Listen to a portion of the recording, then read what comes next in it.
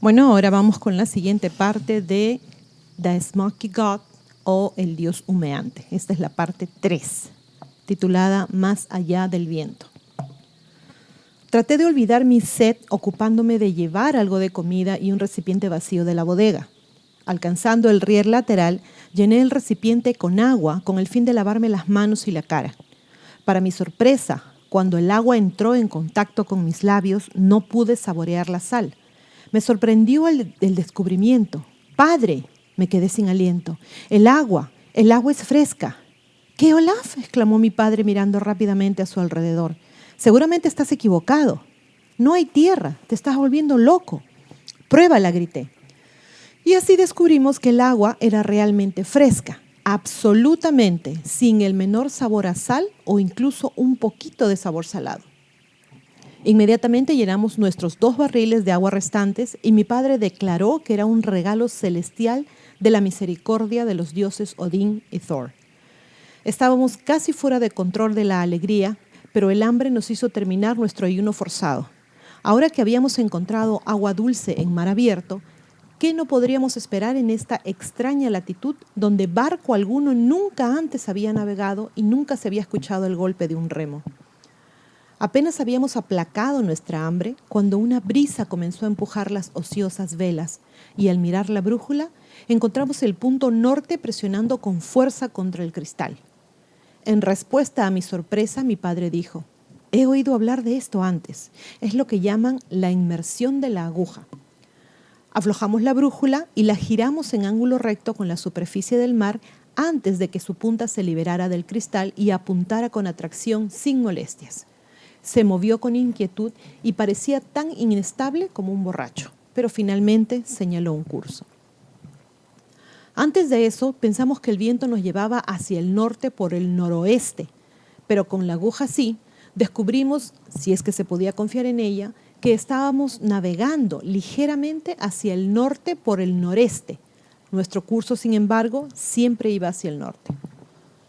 El mar era sereno, suave, con apenas una ola agitada y el viento enérgico y estimulante. Los rayos del sol, mientras nos daba de soslayo, proporcionaban una tranquila calidez, y así el tiempo transcurría día tras día, y descubrimos por el registro en nuestra bitácora que habíamos estado navegando 11 días desde la tormenta en mar abierto. Por estricta economía, nuestra comida se mantenía bastante bien, pero comenzaba a agotarse. Mientras tanto, uno de nuestros barriles de agua se había agotado y mi padre dijo: «Lo volveremos a llenar». Pero para nuestra consternación, descubrimos que el agua ahora era tan salada como en la región de las islas Lofoten, en la costa de Noruega. Esto requería que fuésemos extremadamente cuidadosos con el barril restante. Me encontraba con ganas de dormir la mayor parte del tiempo, ya sea que fuera por el efecto de la emocionante experiencia de navegar en aguas desconocidas o por la relajación por el terrible incidente de nuestra emocionante aventura en la tormenta del mar o por falta de comida, no sabría decirlo. Con frecuencia me recostaba en el búnker de nuestra pequeña balandra y miraba hacia la azul cúpula del cielo. Y a pesar de que el sol brillaba muy lejos en el este, siempre veía una sola estrella en lo alto. Durante varios días, cuando buscaba esa estrella, siempre estuvo allí, directamente encima de nosotros. Hoy es, según nuestros cálculos, aproximadamente el 1 de agosto. El sol estaba alto en los cielos y era tan brillante que ya no podía ver la única estrella que atrajo mi atención unos días antes. Un día, más o menos a esa hora, mi padre me sorprendió llamando mi atención a una vista novedosa muy por delante de nosotros, casi en el horizonte. «Es un remedo de sol», exclamó mi padre. «He leído sobre ellos. Se llama reflejo o espejismo. Pronto desaparecerá». Pero este falso sol de color rojo mate, como vimos, no desapareció por varias horas. Y aunque no éramos conscientes de que emitía ningún rayo de luz, a partir de entonces no hubo momento en que no pudiéramos barrer el horizonte hacia adelante y localizar la iluminación del así llamado falso sol durante un periodo de al menos 12 horas cada 24. Las nubes y las brumas a veces casi, pero nunca del todo, ocultaban su ubicación. Gradualmente parecía alzarse en el horizonte del incierto cielo púrpura a medida que avanzábamos. Difícilmente podría decirse que se asemeja al sol, excepto en su forma circular, y cuando no estaba oculto por las nubes o las nieblas del océano, tenía una apariencia de color rojo brumoso y bronceado que cambiaba a blanco como una nube luminosa, como reflejando una mayor luz más allá. Finalmente acordamos en nuestra discusión sobre este humeante sol de color de la caldera que cualquiera que fuera la causa del fenómeno no era un reflejo de nuestro sol, sino un planeta de algún tipo, una realidad. Un día poco después de esto me sentí extremadamente somnoliento y me dormí profundamente. Pero parecía que casi inmediatamente me desperté cuando mi padre me sacudió vigorosamente por el hombro y me dijo: «Olaf, despierta, tierra a la vista». Me puse de pie y, oh alegría indescriptible, allí, lejos en la distancia, pero directamente en nuestro camino, habían tierras que sobresalían valientemente en el mar. La línea de la costa se extendía muy lejos a nuestra derecha, hasta donde alcanzaba la vista, y a lo largo de la playa de arena habían olas rompiendo con variable espuma, retrocediendo y luego avanzando nuevamente, incluso cantando siempre en monótonos truenos la canción de la profundidad. Las orillas estaban cubiertas de árboles y vegetación. No puedo expresar mi sentimiento de júbilo ante este descubrimiento. Mi padre permaneció inmóvil con la mano en la caña del timón mirando al frente, derramando su corazón en oraciones de agradecimiento y acciones de gracia a los dioses Odín y Thor. Mientras tanto, se había echado una red que encontramos en el almacén y capturamos algunos peces que se agregaron materialmente a nuestro stock de provisiones ya disminuidas. La brújula que habíamos vuelto a atornillar en su lugar por temor a otra tormenta todavía apuntaba hacia el norte y se movía sobre su eje, tal como lo había hecho en Estocolmo. La inmersión de la aguja había cesado. ¿Qué podría significar eso? Entonces también nuestros muchos días de navegación ciertamente nos llevaron más allá del punto norte. Y sin embargo, la aguja continuó apuntando hacia el norte. Estábamos extremadamente perplejos, porque seguramente nuestra dirección ahora era hacia el sur. Navegamos durante 3 días a lo largo de la costa. Luego llegamos a la boca de un fiordo o río de inmenso tamaño. Parecía más una gran bahía, y dentro giramos nuestra embarcación de pesca. La dirección estaba un poco al noreste del sur.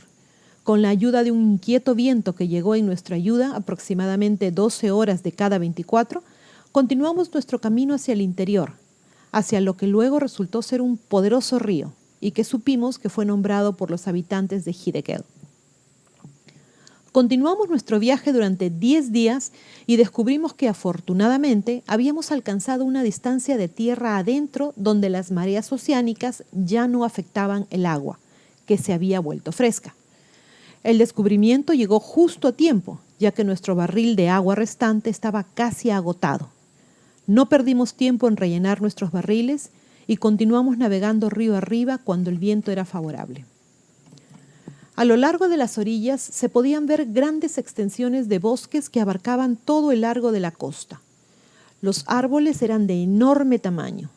Desembarcamos después de tirar el ancla cerca de una playa arenosa y caminamos por la orilla, y fuimos recompensados al encontrar una cantidad de nueces que eran muy sabrosas y satisfaciendo el hambre y un bienvenido cambio de la monotonía de nuestro stock de provisiones. Era aproximadamente el 1 de septiembre, más de 5 meses calculamos desde nuestra salida de Estocolmo. De repente nos asustamos tremendamente al escuchar a lo lejos el canto de la gente. Muy poco después descubrimos un enorme barco deslizándose río abajo directamente hacia nosotros. Los que estaban a bordo cantaban en un poderoso coro que, resonando de lado a lado, sonaba como 1000 voces, llenando todo el universo con una vibrante melodía. El acompañamiento era tocado por instrumentos de cuerda no muy diferentes a nuestras arpas. Era un barco muy grande, más grande que cualquiera que hubiéramos visto y de diferente construcción. En ese momento en particular, nuestro balandro estaba tranquilo y no muy lejos de la orilla. La ribera del río, cubierta de gigantescos árboles, se elevaba varios cientos de pies de manera hermosa. Parecíamos estar al borde de un bosque primitivo que sin duda se extendía tierra adentro. La inmensa nave se detuvo y casi de inmediato bajaron un bote y 6 hombres de gigantesca estatura remaron hasta nuestra pequeña embarcación. Nos hablaron en un extraño idioma. Sin embargo, supimos por sus modales que no eran hostiles. Hablaron mucho entre ellos y uno de ellos se rió a carcajadas, como si al encontrarnos se hubiera hecho un extraño descubrimiento. Uno de ellos espió nuestra brújula y parecía interesarles más que cualquier otra cosa o cualquier otra parte de nuestro balandro. Finalmente, el líder hizo un gesto como para preguntar si estábamos dispuestos a abandonar nuestra nave para subir a su barco. «¿Qué dices, hijo mío?», preguntó mi padre. «No pueden hacer nada más que matarnos». «Parecen predispuestos a ser amables», les respondí. «Aunque qué terribles gigantes, deben ser los 6 elegidos del regimiento del reino. Solo mira su gran tamaño». «Podríamos ir voluntariamente en lugar de ser tomados por la fuerza», dijo mi padre sonriendo, «porque ciertamente son capaces de capturarnos». Acto seguido les hizo saber por señas que estábamos listos para acompañarlos. A los pocos minutos estábamos a bordo del barco y media hora después nuestra pequeña embarcación de pesca había sido retirada del agua por un extraño tipo de anzuelo y aparejo y se había puesto a bordo como curiosidad. Habían varios cientos de personas a bordo de este, para nosotros, barco gigantesco que descubrimos se llamaba Danaz, N-A-Z, que significa, como aprendimos después, placer, o para dar una interpretación más adecuada, la nave Placer de Excursión. Si bien mi padre y yo fuimos curiosamente observados por los ocupantes del barco, esta extraña raza de gigantes nos ofrecía la misma cantidad de asombro. No había un solo hombre a bordo que no midiera 12 pies de altura, o 3,66 metros. Todos llevaban abundante barba, no particularmente largas, sino aparentemente recortadas. Tenían rostros suaves y hermosos, extremadamente hermosos, de tez rubicunda. El cabello y la barba de algunos eran negros, de otros arenosos y de otros amarillos. El capitán, como designamos al dignatario al mando de la gran embarcación, era mucho más alto que cualquiera de sus compañeros. Las mujeres tenían un promedio de 10 a 11 pies de altura, o 3,05 a 3,35 metros. Sus rasgos eran especialmente regulares y refinados, mientras que su tez era de un tinte más delicado realzado por un saludable brillo. Tanto los hombres como las mujeres parecían poseer esa particular facilidad de comportamiento que consideramos una señal de buena crianza, y a pesar de su enorme estatura, no había nada en ellos que sugiriera incomodidad. Como yo era solo un muchacho de 19 años, sin duda me consideraban un verdadero Tom Thumb. Para los que no sepan, yo tampoco sabía quién era, el general Tom Thumb fue un artista estadounidense que padecía enanismo. Medía más o menos 99 centímetros o 3,25 pies y se exhibía por su pequeña estatura en teatros y espectáculos de rarezas con gran éxito. Vivió entre los años 1838 y 1883. La cabeza de mi padre, continuó Olaf, con sus 6,3 pies o 1,92 m, no llegaba ni por encima de la cintura de estas personas. Cada uno parecía competir con los demás al ser corteses y mostrarnos amabilidad, pero todos se rieron de buena gana, recuerdo, cuando tuvieron que improvisar sillas para que mi padre y yo nos sentáramos a la mesa. Estaban ricamente vestidos con un traje peculiar y muy atractivo. Los hombres estaban vestidos con túnicas bellamente bordadas de seda y satén y con correas en la cintura. Llevaban pantalones bombachos hasta las rodillas y medias de textura fina, mientras que sus pies estaban cubiertos con sandalias adornadas con hebillas doradas. Pronto descubrimos que el oro era uno de los metales más comunes conocidos y que se usaba ampliamente en decoración. Por extraño que parezca, ni mi padre ni yo sentimos la menor preocupación por nuestra seguridad. «Hemos llegado con los nuestros», me dijo mi padre. «Esta es la culminación de la tradición que me contaron mi padre y el padre de mi padre y que va por muchas generaciones atrás en nuestra raza. Esta es seguramente la tierra más allá del viento del norte». Parecíamos haber logrado tal impresión en la fiesta que nos pusieron especialmente bajo el cargo de uno de los hombres, Jules Galdea, y de su esposa, con el propósito de ser educados en su idioma. Y nosotros, por nuestra parte, estábamos tan ansiosos por aprender como ellos por instruirnos.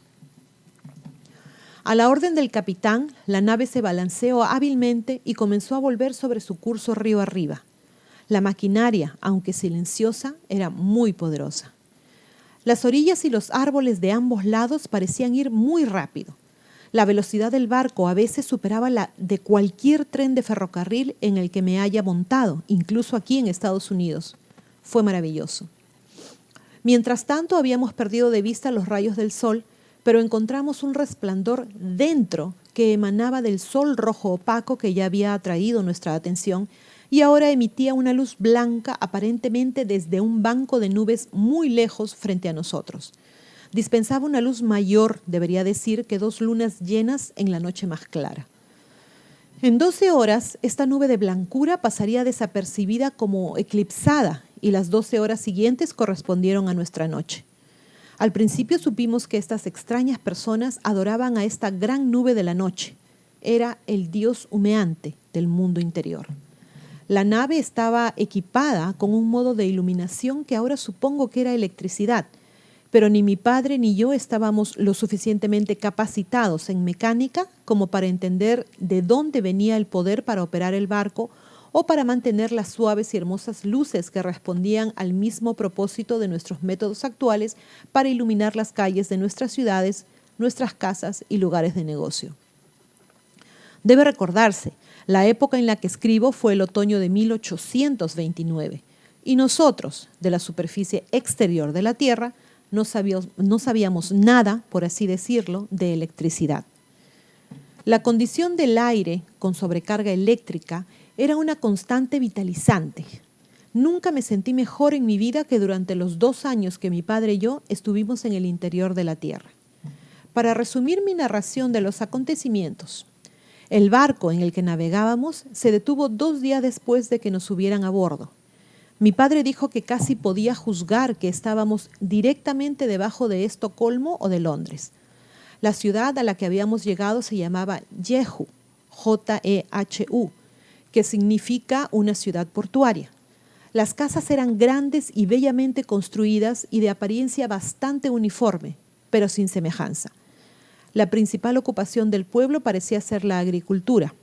Las laderas estaban cubiertas de viñedos, mientras que los valles se dedicaban al cultivo de grano. Nunca vi tal exhibición de oro. Estaba en todas partes. Las cubiertas de las puertas tenían incrustaciones y las mesas estaban enchapadas con láminas de oro. Las cúpulas de los edificios públicos eran de oro. Se utilizaba con mayor generosidad en los acabados de los grandes templos de música. La vegetación crecía en fastuosa exuberancia y frutas de todo tipo poseían el sabor más delicado. Los racimos de uvas de 4 o 5 pies de largo, de 1.22 o 1.52 metros, cada uva del tamaño de una naranja, y las manzanas más grandes que la cabeza de un hombre representaban el maravilloso crecimiento de todas las cosas en el interior de la tierra. Los grandes árboles de secuoya de California se considerarían apenas maleza en comparación con los gigantes árboles forestales que se extienden por millas y millas en todas las direcciones. En muchas direcciones a lo largo de las laderas de las montañas se veían vastas manadas de ganado durante el último día de nuestro viaje por el río. Escuchamos mucho de una ciudad llamada Edén, pero nos mantuvimos en Jehu durante todo un año. Al final de ese tiempo habíamos aprendido a hablar bastante bien el idioma de esta extraña raza de personas. Nuestros instructores, Jules Galdea y su esposa, exhibieron una paciencia realmente encomiable. Un día, un enviado del gobernador de Edén vino a vernos y durante 2 días enteros mi padre y yo pasamos por una serie de sorprendentes preguntas. Querían saber de dónde veníamos, qué tipo de personas vivían afuera, a qué Dios adoramos, nuestras creencias religiosas, el modo de vivir en nuestra extraña tierra y miles de cosas más. La brújula que habíamos traído con nosotros atrajo especialmente atención. Mi padre y yo comentamos entre nosotros sobre el hecho de que la brújula todavía apuntaba hacia el norte, aunque ahora sabíamos que habíamos navegado sobre la curva o el borde de la abertura de la Tierra y estábamos muy hacia el sur en la superficie interior de la corteza terrestre, que según la estimación de mi padre y la mía, tiene aproximadamente 300 millas de espesor desde la superficie interior hasta la exterior. Relativamente hablando, no es más grueso que una cáscara de huevo, por lo que hay casi tanta superficie en el interior como en el exterior de la Tierra.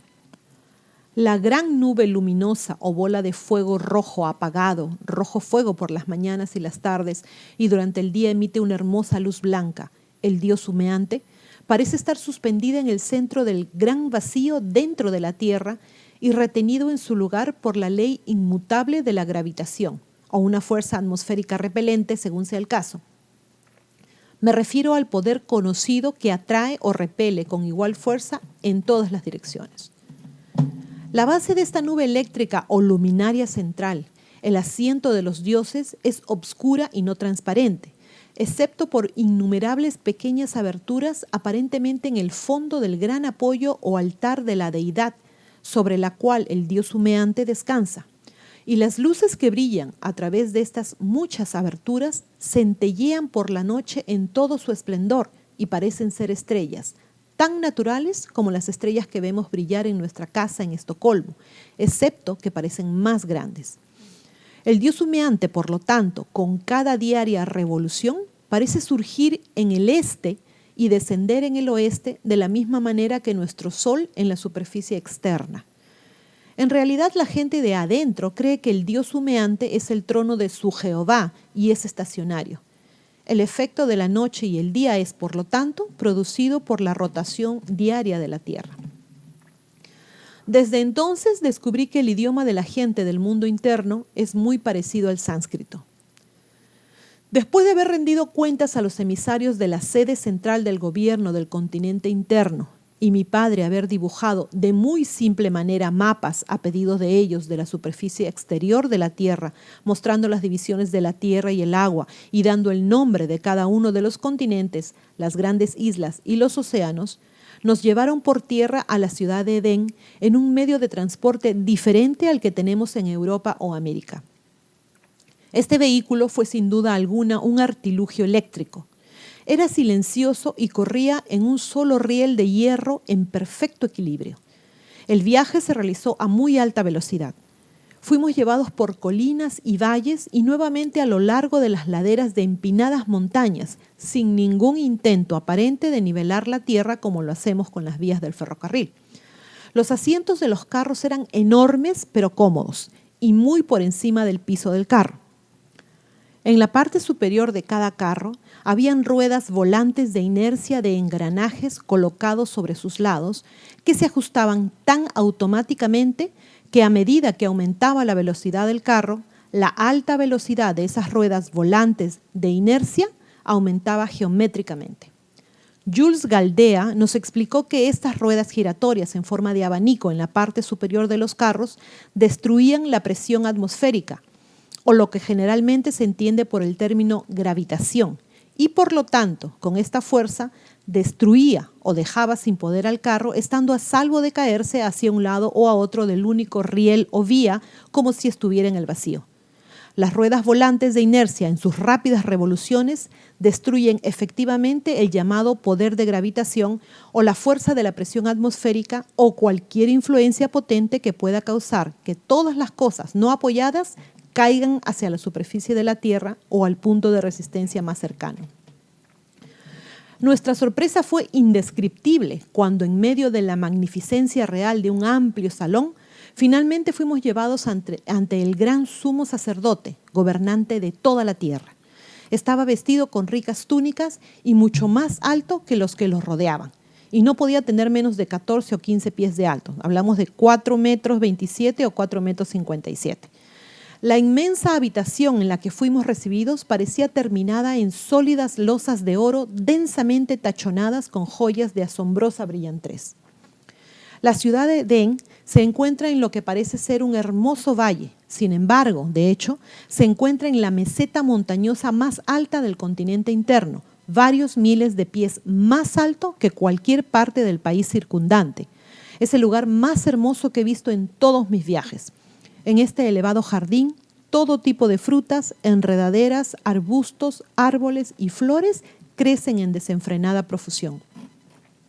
En este jardín, 4 ríos tienen su origen en una poderosa fuente artesiana. Se dividen y fluyen en 4 direcciones. Los habitantes llaman a este lugar el ombligo de la tierra o el principio, la cuna de la raza humana. Los nombres de los ríos son Eufrates, Pisón, Gijón, Hiddekel o Hiddekel. Lo inesperado nos esperaba en este palacio de gran belleza al ver nuestra pequeña embarcación de pesca. Había sido llevada ante el sumo sacerdote en perfecto estado, tal como la habían sacado de las aguas ese día cuando fue subida a bordo del barco por las personas que nos descubrieron en el río hacía más de un año. Nos dieron una audiencia de más de 2 horas con este gran dignatario que parecía muy amable, dispuesto y considerado. Se mostró ansiosamente interesado, haciéndonos numerosas y constantes preguntas con respecto a cosas sobre las cuales sus emisarios no habían preguntado. Al concluir la entrevista, preguntó por nuestro deseo de si queríamos permanecer en su país o si preferíamos regresar al mundo exterior siempre que fuera posible realizar un exitoso viaje de regreso a través de las barreras del cinturón congelado que rodean las aberturas norte y sur de la Tierra. Mi padre respondió: nos gustaría visitar su país y ver a su gente, sus universidades y palacios de música y arte, sus grandes campos, sus maravillosos bosques de madera, y después de haber tenido este placentero privilegio, nos gustaría tratar de regresar a nuestro hogar en la superficie exterior de la tierra. Este hijo es el único que tengo, y mi buena esposa estará cansada esperando nuestro regreso. Me temo que nunca podrán volver, respondió el gran sumo sacerdote, porque el camino es muy peligroso. Sin embargo, visitarán los diferentes países con Jules Galdea como su escolta y recibirán todo tipo de cortesía y amabilidad. Cuando estén listos para intentar un viaje de regreso, les aseguro que su bote, que está aquí en exhibición, será puesto en la desembocadura del río Hiddekel y les ofreceremos la velocidad de Jehová. Así terminó nuestra única entrevista con el gran sumo sacerdote o gobernante del continente. Bien, chicos, acá dejamos la quinta parte del playlist La Tierra Hueca, que vendría a ser la tercera parte del libro. Nos escuchamos en otra oportunidad. Saludos. Por favor, suscríbanse a Ileana Historias en YouTube, a Divulgación Total en YouTube y hagan clic en la campanita para recibir las notificaciones cuando subimos nuevos videos. Pongan sus pulgares arriba, hagan like y compartan los videos. Tampoco se olviden de seguir a Divulgación Total en Facebook, en Twitter y en divulgaciontotal.com. A pensar bonito.